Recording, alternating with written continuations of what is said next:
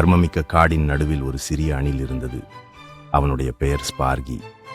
ஸ்பார்கி அந்த காட்டு முழுவதிலும் மிகச்சிறிய அணிலாக இருந்தாலும் அவனுக்கு மிகப்பெரிய கனவுகள் இருந்தன.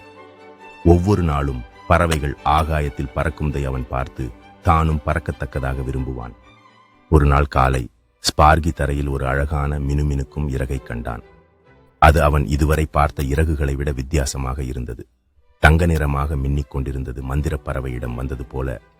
ஸ்பார்கி அந்த இறகை எடுத்துச் சென்று தன்னுடைய காதின் பின்னால் வைத்துக் கொண்டான். ஸ்பார்கி அவனது தினசரி செயலில் ஈடுபட்டு பரிசமிட்டு சுற்றியடித்து தோழர்களுடன் விளையாடிக் கொண்டிருந்த போது அற்புதம் ஒன்று நடைபெற்றது. அவன் சிறிது இலகுவாக உணர்ந்தான். பின்பு திடீரென்று நிலத்திலிருந்து உயர்ந்தது போல உணர்ந்தான்.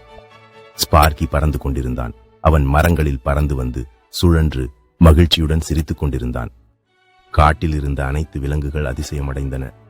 ஸ்பார்கி பறக்கிறது என பாராட்டினார்கள். எப்போதும் தனியாக பறக்கும் பறவைகள் கூட ஸ்பார்கியிடம் ஆகாயத்தில் சேர்ந்து பறக்க அழைத்தன. பல நாட்களாக ஸ்பார்கி அவனுடைய கனவுகளுக்கு மேல் பறந்து கொண்டிருந்தான். சில நாட்களுக்கு பின் அவனுக்கு தரை, அவனுடைய சின்ன உறைவிடம் மற்றும் பறக்க முடியாத தோழர்களை பார்க்க சோம்பலாக தோன்றியது. பறப்பது மகிழ்ச்சியாக இருந்தாலும் சிறப்பாக இருக்கத்திற்கு பறவைகள் தேவையில்லை என அவன் உணர்ந்தான். அவன் ஏற்கனவே சிறப்பானவன்.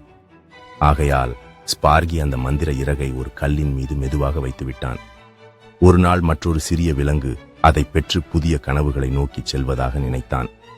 அந்த நாளிலிருந்து ஸ்பார்கி நிலத்தில் இருந்தாலும் ஆகாயத்தில் இருந்தாலும் தன்னை நம்பிக்கையுடன் வாழ்ந்து தனது கனவுகளை தொடர்ந்து நடத்தியான். அவன் சந்தோஷமாகவும் பெரிய கனவுகளை மும்பியும் வட்டாரத்தில் உள்ள அனைவருக்கும் சிறியவனாக இருந்தாலும் மிகப்பெரிய மனம் கொண்டவன் என்பதை நினைவூட்டிக் கொண்டே வாழ்ந்தான். முடிவு. No further continuation is possible for the story as it has concluded.